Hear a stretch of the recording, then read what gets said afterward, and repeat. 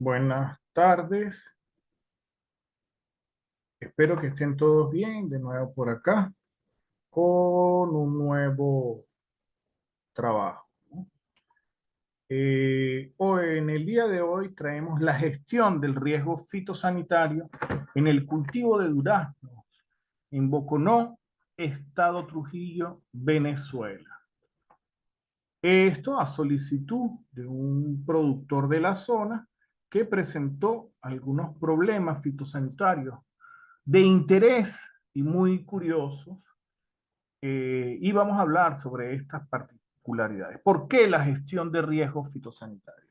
Recordemos, como lo anunciábamos en los videos anteriores, que la gestión de riesgos fitosanitarios es un nuevo término que está asumiendo la Organización de las Naciones Unidas para la Agricultura y la Alimentación, la FAO, para vincular el efecto de cambio climático a nivel global con importantes afecciones de incultivos que amenazan la seguridad alimentaria, tal y como la conocemos hasta hoy.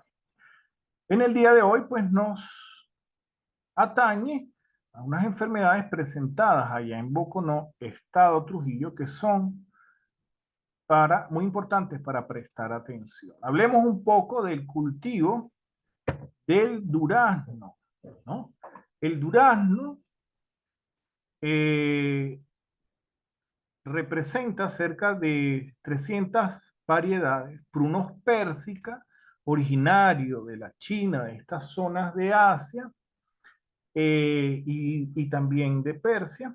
Se cultiva de forma natural en zonas templadas que tengan las cuatro estaciones. Estas son sus zonas de origen. Es caducifolio en invierno y se prepara para la floración intensa en la primavera. El hoyo para los cultivos debe contener gran cantidad de materia orgánica.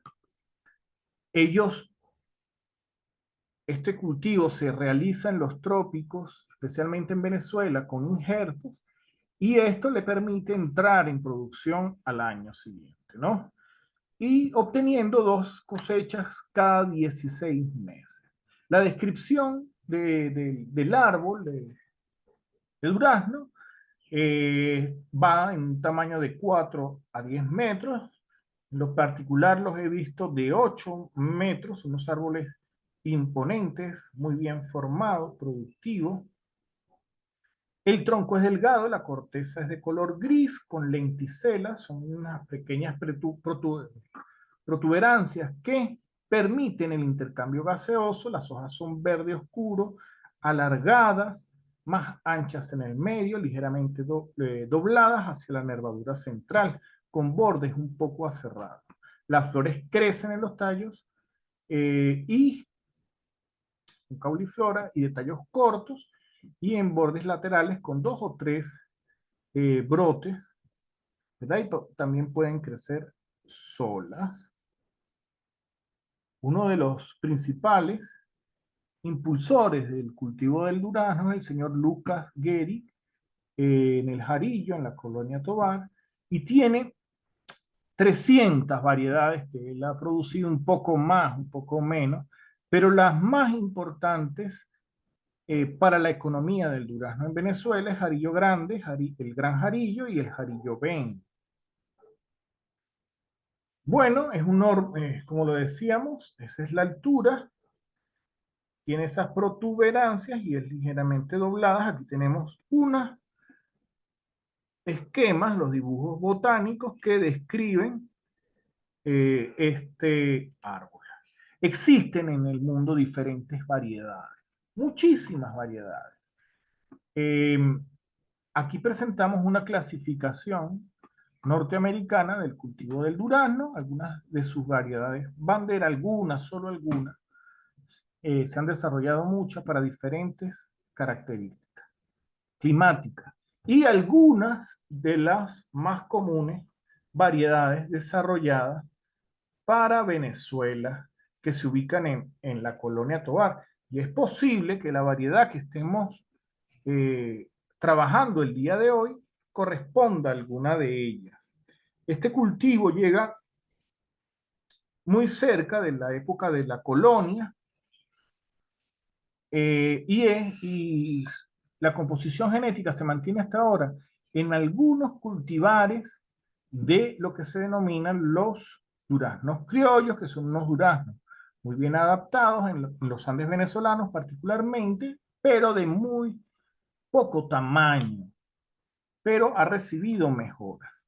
Este cultivo, siendo de 4 estaciones de la zona templada, eh, es llevado con algunas técnicas para su adaptación en el clima tropical de altura de nuestro continente y de nuestro país particularmente. Y por tanto presenta muchas enfermedades. Vamos a hablar de las más comunes en esta presentación. Eh, el trópico representa un clima ideal para la propagación de plagas y enfermedades, y más para estas especies que son de muy delicado cultivo por venir precisamente de estas zonas templadas, ¿no? Para esta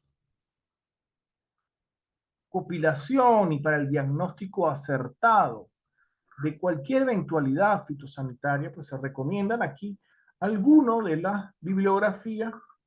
Tenemos el índice agropecuario clásico para los productores agrícolas, que recomiendan pues algunos productos sobre algunas enfermedades muy particulares.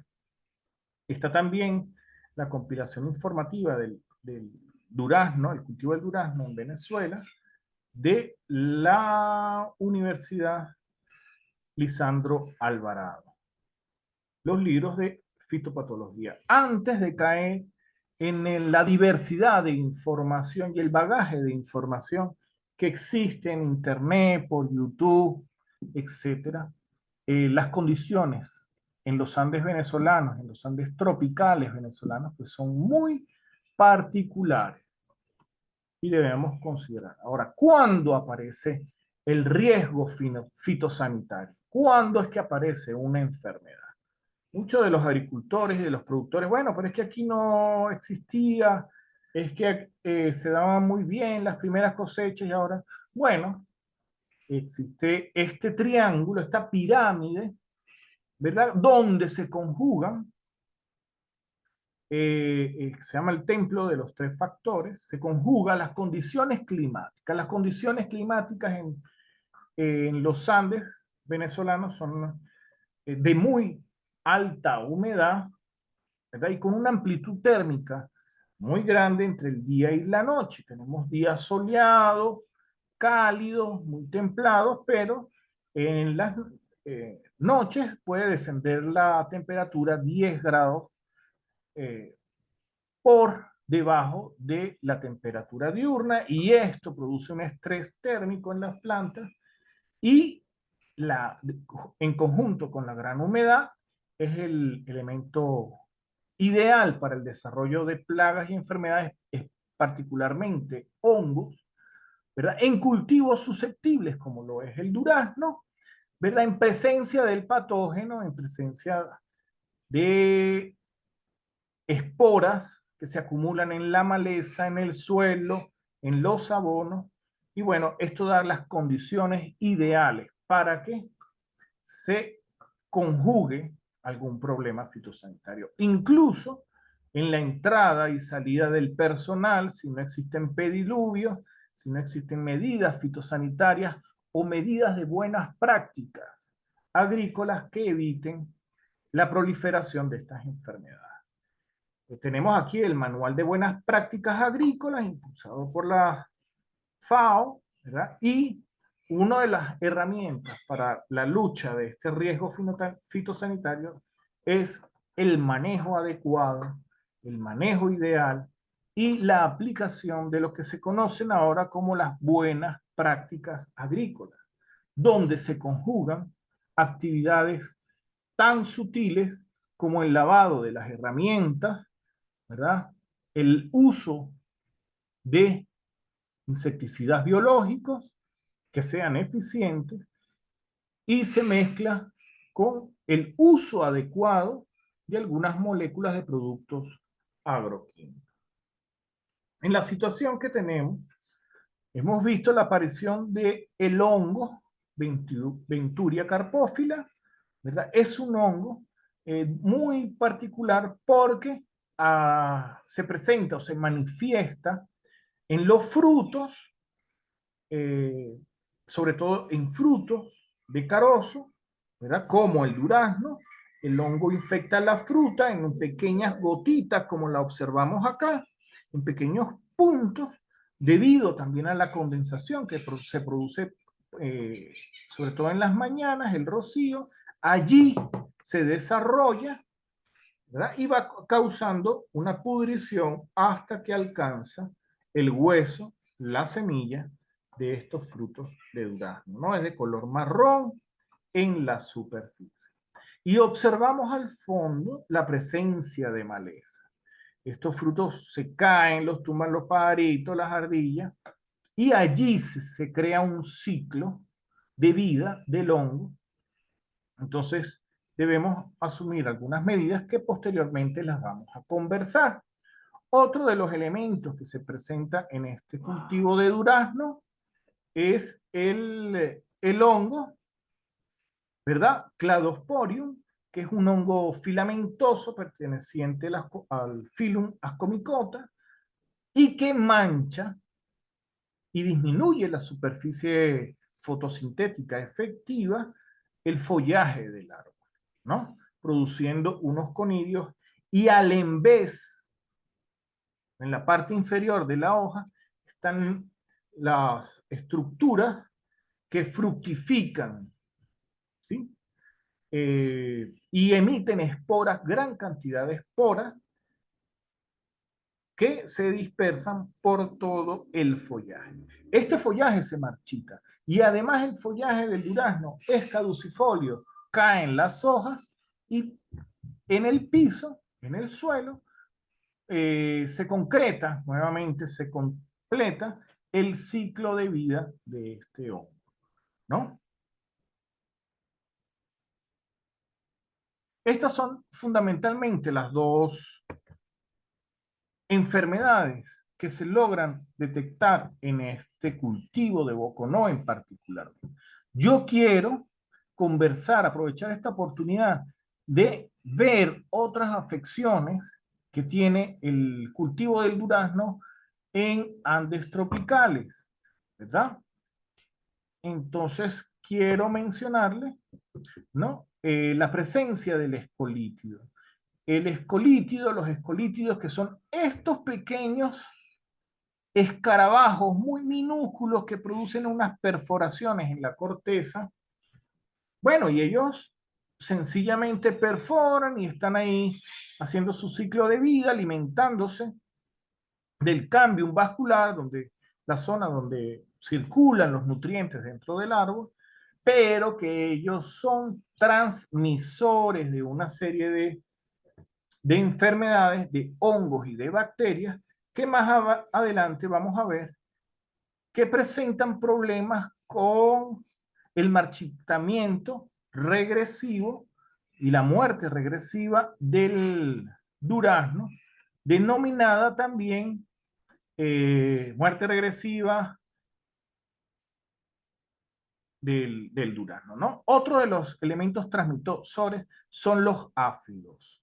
Los áfidos son estos pequeños insectos, ¿verdad? Particularmente en el durazno está el áfido verde. Ellos extraen la savia, el producto fotosintético, ¿verdad? Concentran el azúcar y es en las gotas de excreta que concentran, que tiene grandes concentraciones de azúcares, que se proliferan diferentes hongos, diferentes hongos. Esto da pie, una apertura a un abanico de enfermedades diversas. Además, traen las hormigas, ¿verdad? Y se va convirtiendo en un complejo de enfermedades que atacan a la piel. Su control es muy fácil con aceite mineral y con algunos elementos de control que vamos a hablar más adelante, ¿no? Entonces, ellos transmiten esta cantidad de hongos y de bacterias. Ellos producen heridas en el follaje y alguna espora que esté por ahí consigue este medio de cultivo en las excretas de los áfidos y se desarrolla una gran cantidad de hongos y bacterias. Entre los hongos tenemos el de la gomosis. La gomosis, eh, recuerden aquí esta imagen, llegó el áfido que mencionamos, el áfido no, el escolítido, el escarabajo que mencionamos con anterioridad, perfora la corteza, se ubica en el floema, en el tejido, conducen los productos nutritivos de la planta, y allí produce estas enfermedades, la Botrytis faeria y la Phytophthora. Estos hongos y diversas bacterias que logran entrar producen que la resina emane sin control de los troncos de los árboles formando cristales, incluso cristales de 2, 3 centímetros de, de tamaño, ¿verdad? Sus síntomas son evidentes, es el brote de las gomas del, de exudados por la corteza o por los frutos, y así se va debilitando progresivamente la planta y lleva a una muerte de este floema y una muerte regresiva de la planta. Está haciendo estragos en este momento en Venezuela, eh, con una incidencia de mortalidad por año cerca del 20% de los cultivos. Tenemos que tener todas las medidas fitosanitarias para mitigar la presencia de estas enfermedades tan terribles en los cultivos de durazno. Otra que está muy extendida en nuestro territorio es el oidio, ¿verdad? El oidio es causado por un hongo que se llama Sphaerotheca panosa y se caracteriza por la aparición de manchas blancas tanto en el fruto como en el follaje. Ataca, es muy agresivo, ataca la fruta y sigue sus daños, ocasionando sus daños incluso después de la cosecha. En el mercado se pueden encontrar gran cantidad de duraznos, de albaricoques, de melocotones atacados por esta enfermedad y se detecta en el paladar cuando conseguimos zonas amargas, zonas duras en la pulpa de estas frutas, ¿no? Otros nombres es la ceniza, la cenicilla, el medium, la ceniza blanca y el polvillo. La estrategia para esto es la prevención. Es la prevención antes de caer en los círculos interminables de aplicación de eh, fungicidas. Tenemos otras características. En la hoja vemos aquí las hifas, cómo se extienden, haciendo unas manchas tipo ceniza, blancas, blanquecinas, que están en el envés. Son muy características. Se origina en estos climas cálidos que nos han acaecido este año y con alta humedad, ¿no? Aquí tenemos los síntomas, lo de los daños, ¿verdad? Cómo se crean estas manchas blancas endurecidas, amargas, y vemos cómo ataca los brotes, los deforma, las ramillas aparecen manchas blancas, las flores se deforman, disminuyendo la cantidad de brotes abiertos de estos primodios, ¿verdad? Y Smith la define en el 92 como un parásito obligado, muy asociado, muy vinculado con el cultivo del durazno en el trópico. Bueno, otra de las cosas que hemos observado son deficiencias en las prácticas culturales del durazno, ¿no? Tenemos aquí, observamos cómo se ha dejado que el patrón de la planta tome la dominancia apical y el injerto, que es evidente que lo vemos aquí, pues tiene un desarrollo secundario. Debemos prevenir para las próximas oportunidades el desarrollo de yemas en el patrón. Todo lo que está debajo del injerto debe estar eliminado para que la dominancia apical y la conformación y el fenotipo que se exprese en los cultivos sea el del injerto.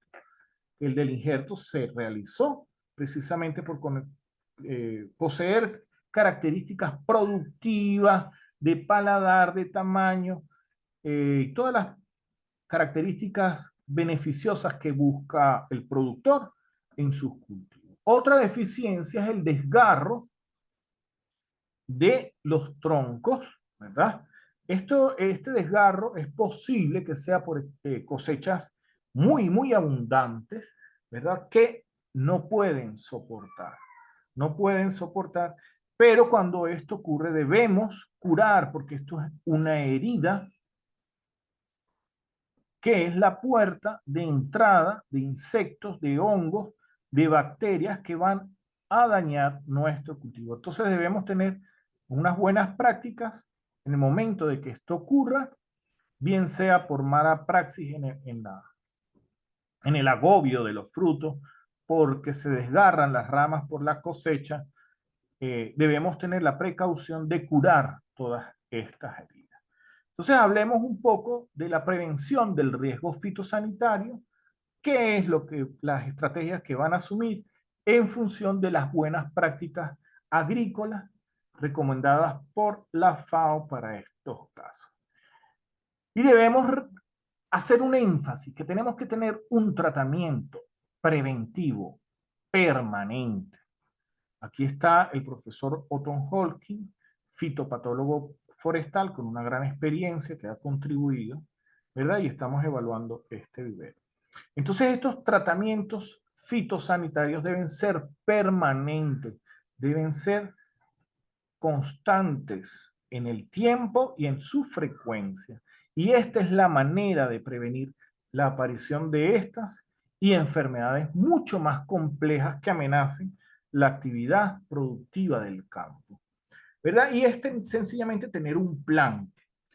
¿Cuál es nuestro plan? ¿Cómo vamos a llevar esta sanidad vegetal a nuestros cultivos? Así como nosotros tenemos que tener una sanidad, debemos bañarnos frecuentemente, el lavado de los dientes debe ser varias veces al día, nos recomiendan los médicos especialistas en eso. De igual manera sucede con las plantas. Debemos tener una vigilancia y una atención sobre los elementos fitosanitarios, la limpieza, el mantenimiento, la salud de nuestras plantas. Entonces, estas estrategias de tratamiento sirven para tomar decisiones. Si es producción orgánica, físicas, químicas y biológicas, o en conjunto, lo que debemos hacer para tratar el problema. Esto te lo hice llegar con videos anteriores, ¿verdad? Y son las reglas de seguridad al manejo, en el momento del manejo de productos para tratamientos fitosanitarios. Entonces debemos ser conscientes que estamos trabajando con elementos tóxicos, que debemos evitar la contaminación de niños, de animales, del medio ambiente, de nuestros trabajadores, de nosotros mismos y de los productos que vamos a consumir. Es un método sistemático para medir, usar métodos sistemáticos para medir, mezclar. Tenemos que tener el peso, tenemos que tener los vasos dimensionados, ¿verdad? Y allí vamos jeringas, todo esto para dar la dosis óptima recomendada para el tratamiento preventivo de plagas y enfermedades. Para el tratamiento preventivo, ¿verdad? Mantener a los niños y a los animales lejos de los lugares de la actividad al momento de la pulverización, guardar el producto y equipos de aplicación en forma segura y sobre todo el equipo, guardarlo lavado eliminar los desechos en forma adecuada, y para eso están los 3 lavados de los envases, muy difundidos de los envases de productos agrícolas, evaluar las condiciones climáticas, la velocidad del viento, ¿verdad? La temperatura. Debemos hacer estas aplicaciones muy temprano en la mañana, ante las 10, 11 de la mañana, en el momento en que calienta el sol y que podamos inhalar todas esas productos. Por supuesto, no fumar, evitar la deriva del producto cuando existen vientos muy fuertes y sobre todo usar los equipos de protección. Leer y comprender qué es la etiqueta del producto, ¿verdad? Su color, las dosis indicadas en los productos, en las etiquetas del producto y sobre todo las medidas de emergencia en caso de intoxicación. Y al final, lavarnos bien, desechar la ropa y lavarla aparte. No podemos mezclar nuestra ropa de la aplicación del producto con la ropa de los muchachos, con la ropa de la señora, con la ropa de nuestra inclusive. Y utilizar bien los equipos de protección. Además, hacer el mantenimiento adecuado a la pulverizadora, que no esté regando, que no esté botando, que usemos la boquilla adecuada para la aplicación del producto, ¿verdad? En este caso yo recomiendo la boquilla de abanico eh, para tener una mejor aplicación del producto y sobre todo porque este producto debe aplicarse por el envés, por la parte inferior de las hojas. Bueno, tenemos las indicaciones del equipo de protección personal, ¿verdad? Estos, recuerden que son los guantes especiales para esto, los filtros con las máscaras con filtro de carbono, las botas de caucho que deben ser lavadas al final, la protección de las mucosas oculares, ¿verdad? La mascarilla protege las mucosas bucales, nasales y el sistema respiratorio, ¿verdad? Y los guantes de nitrilo, específicamente me gusta usar el nitrilo verde, ¿verdad? Que es especial para la aplicación de estos productos y recuerden la bomba. Bueno, otro de los elementos que nosotros conseguimos es deficiencia en la poda. Tenemos aquí una imagen donde dejamos este pequeño tocón porque existe una deficiencia. Se realizó una mala práctica agrícola. Y tenemos cómo debe hacerse esta práctica. Tenemos aquí los anillos, ¿verdad? Que rodean las ramas. Debe hacerse, como aquí se indica, cerca de ese anillo, muy cerca. Si la rama lo permite, es de 1 o 2 centímetros, podemos utilizar las tijeras de podar. Yo recomiendo las tijeras forjadas, que son de una sola pieza, son más duraderas y de mayor superficie de corte. Y si la rama es muy lignificada y de gran diámetro, un diámetro superiores a los 2-3 centímetros, nosotros usamos una sierra manual de arco que hace un corte, ¿verdad? Mucho más uniforme, que permite que cierren los poros y por tanto no entren algún patógeno a la planta. Y si necesitamos maquinaria, porque el diámetro es mucho mayor, debemos procurar realizar las curas correspondientes. Recuerden que esto es una incisión. Este es un acto quirúrgico que está exponiendo los tejidos y los conductos de nutrición, de agua, eh, el xilema, que es una materia muerta, y aquí tenemos el resultado de una adecuada poda. Esto fue realizado por mi persona hace mucho tiempo en Durazno y luego abrimos a ver cómo estaba y vemos que existió una cicatrización óptima en la rama, ella cerró, se aplicaron las sustancias indicadas, el caldo bordelés, y esto ayudó a la cicatrización. No hay patógenos después de varios años de crecimiento, cerró muy bien y el árbol está en buenas condiciones. Si son ramas pequeñas, ¿cómo debemos hacerlo? Debemos realizar en bisel esa poda, en un bisel de 45 grados, que garantice que al caer la gota de lluvia, ella se va a desplazar y va a salir de esa zona de exposición de tejido, no se va a acumular y por tanto es más fácil que no aparezcan enfermedades, patógenos, no se desarrollen bacterias en la zona de corte. Por supuesto, también debemos hacer una aplicación de el caldo bordelés, que es lo que recomiendo. No deben realizarse las podas muy cerca de las yemas, ni muy lejos, ¿verdad? Y en esta forma. ¿Cómo se prepara el caldo bordelés? El caldo bordelés, pues su origen es en los viñedos franceses cuando tuvieron ataques de hongos y que nada funcionaba. Esta mezcla de sulfato de cobre con cal en estas proporciones, ¿verdad?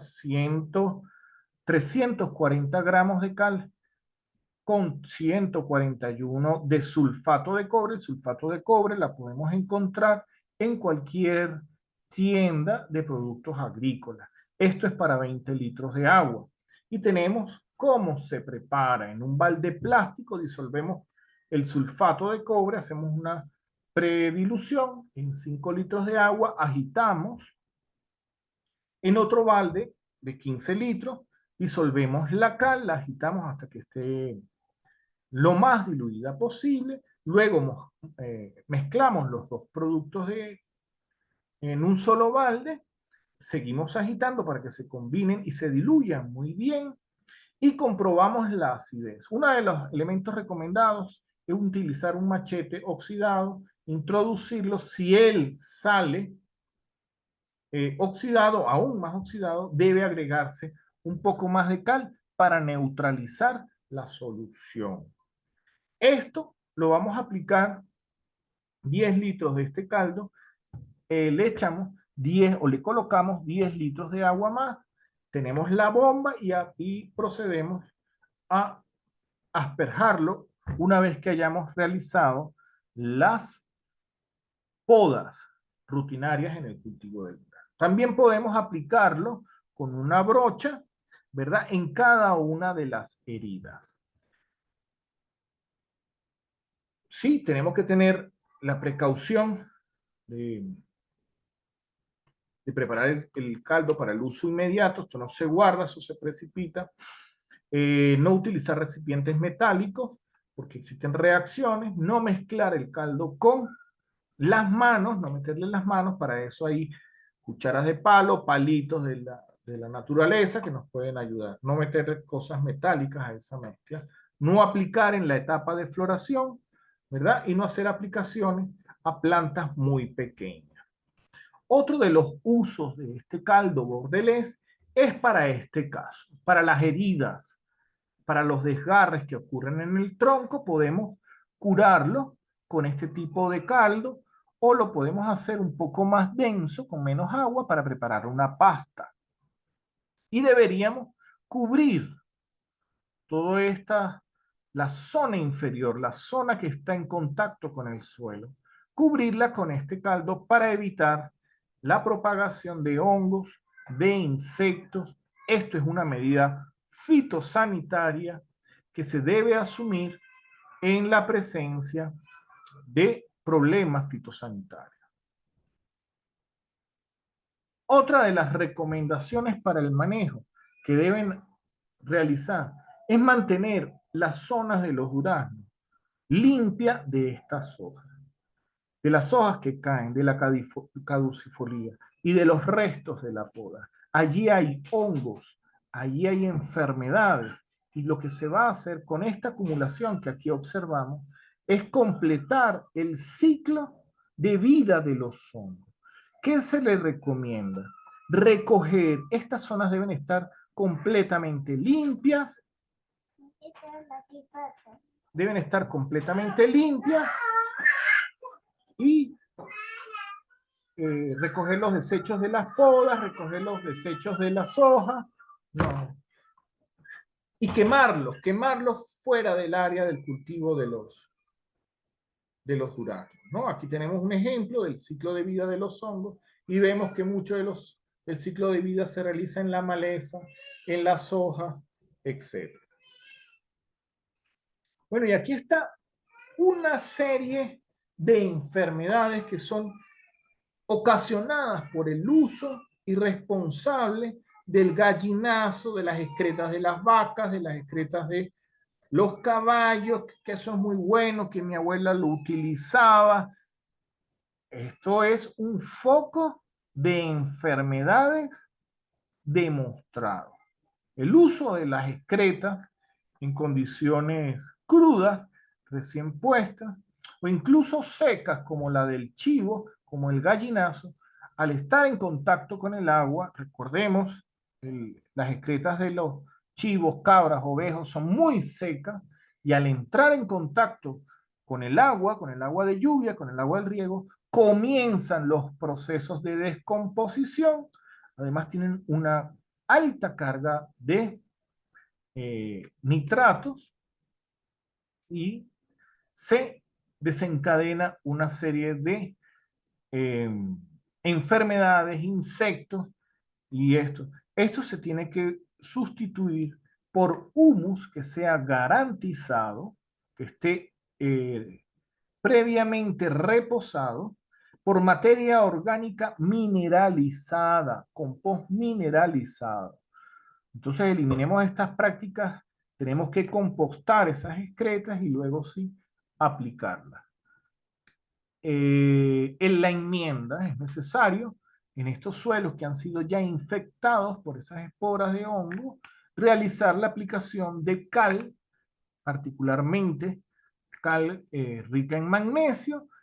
No solamente va a tener un efecto de limpiar el sustrato, sino que mejora la capacidad de intercambio catiónico, la capacidad de quelación del suelo, libera nitrógeno para absorberlo la planta, entonces tiene muy buenas propiedades fitosanitarias, debe aplicarse en los 2 o 3 metros al pie del duraznal y se debe realizar cada 6 meses, en este caso que es muy evidente la presencia de hongo.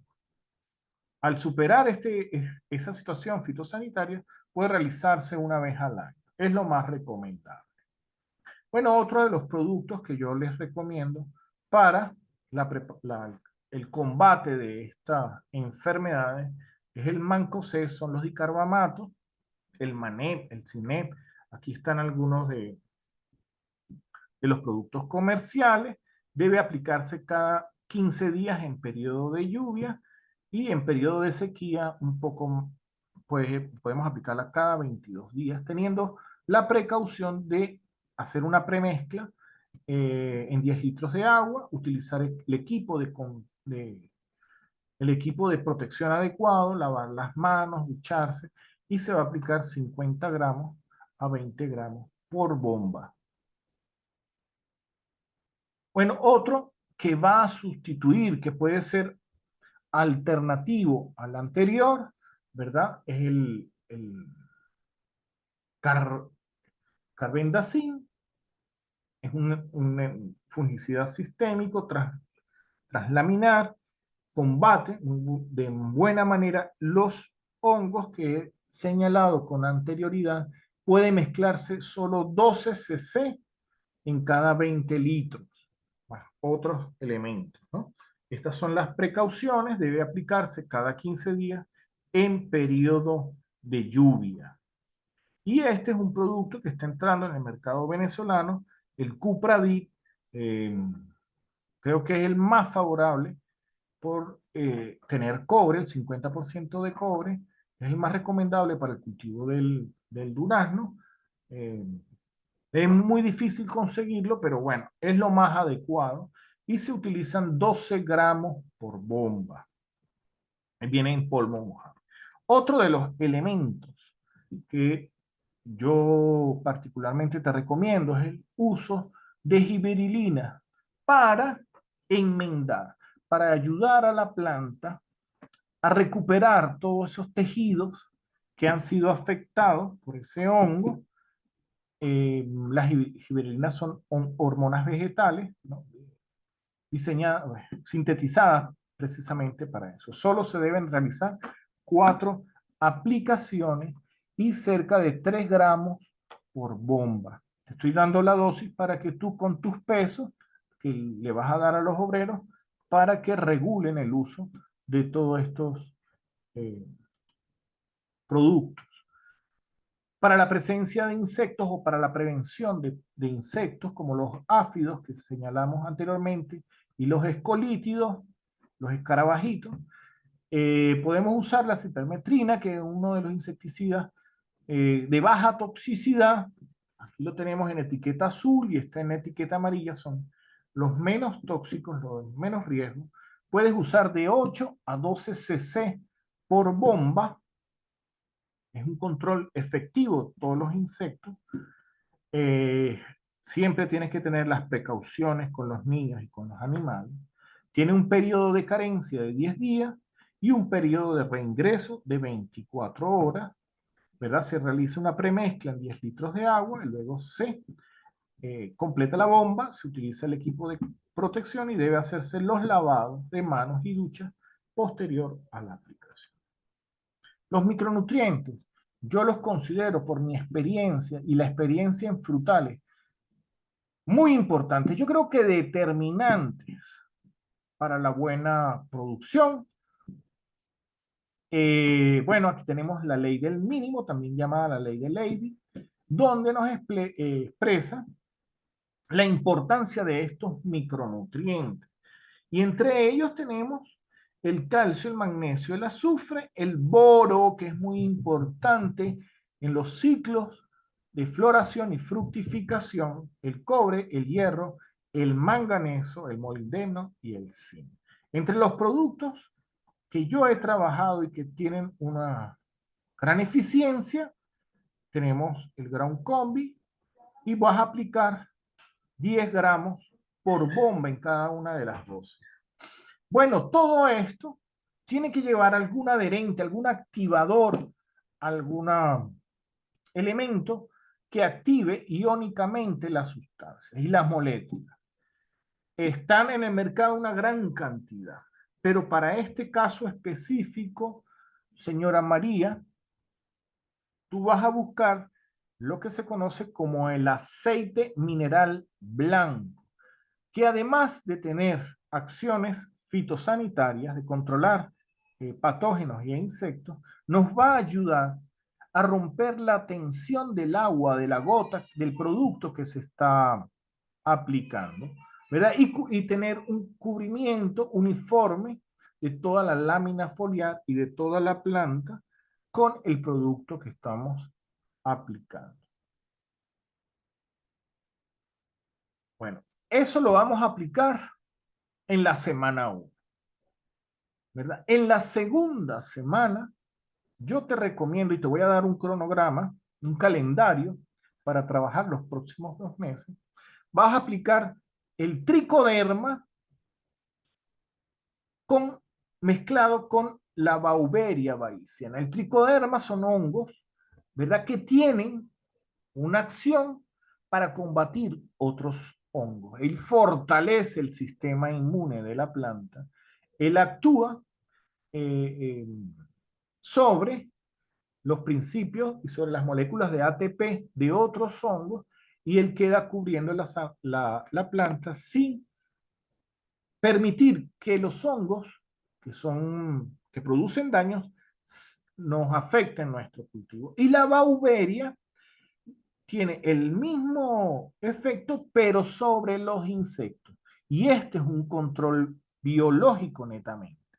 Entonces cualquier insecto como esos áfidos que nos van a atacar las puntas, las yemas de nuestro cultivo y se van a ocultar debajo de las hojas y que van a llegar a comerse esos frutos tan suculentos, van a toparse con la bauberia y ella se va a encargar de neutralizarlos, de descomponerlos, de afectarlos, de enfermarlos y de eliminarlos. Este sería el tratamiento biológico que yo les recomiendo. Van a aplicar 10 gramos de cada uno de los productos por cada uno de los. Entonces ya tenemos dos tratamientos que hacer. El de productos fitosanitarios y estos de control biológico. Y te lo recomiendo aplicar entonces en la semana 1. Esta fórmula, ya le di las dosis de cada uno, es fungicida más insecticida, más la hormona de crecimiento para reparar los daños, los micronutrientes que van a recuperar los procesos fisiológicos del cultivo, el aceite mineral que va a dispersar esa gota y que va a actuar también sobre los insectos. Y la segunda semana, 8 días después, vas a realizar la aplicación del tratamiento biológico de Beauveria y de Tricoderma. Y vamos a alternar por 8 semanas, ¿verdad? Por 8 semanas, un tratamiento de fungicidas y un tratamiento biológico. Y así vamos. Al llegar a la semana 8, nosotros vamos a hacer una evaluación. Nuevamente me vas a enviar las muestras. Vamos a estar viendo la evolución de los frutos. Vamos a ver, a observar la aparición de nuevas hojas sanas, ¿verdad? Y es muy importante que siempre estés limpiando las hojas que caen de los cultivos. Sácalas de allí, quémalas, eh, para evitar que se concreten los ciclos biológicos de los hongos. Bueno, a ustedes productores, amigos productores, les deseo el mayor éxito. Cuenten conmigo en lo que nosotros podamos aportar desde nuestra experiencia, desde los lugares de investigación en la Universidad de los Andes, en el Instituto Forestal para el Desarrollo Sustentable. Y bueno, un gran abrazo y esperemos ver esta cosecha sea el resultado de nuestro esfuerzo y de nuestro trabajo conjunto.